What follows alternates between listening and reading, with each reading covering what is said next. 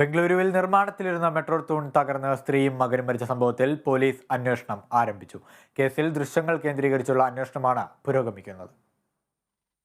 കഴിഞ്ഞ ദിവസം രാവിലെയാണ് ബംഗളൂരുവിലെ ഔട്ടർ റിംഗ് റോഡിലെ HRBR ലേഔട്ടിൽ നിർമ്മാണത്തിലിരുന്ന മെട്രോ തൂൺ തകർന്നു വീണ് 2 പേർ മരിച്ചത്.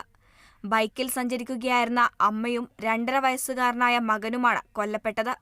സംഭവത്തിൽ പോലീസ് FIR രജിസ്റ്റർ ചെയ്ത് അന്വേഷണം ആരംഭിച്ചു.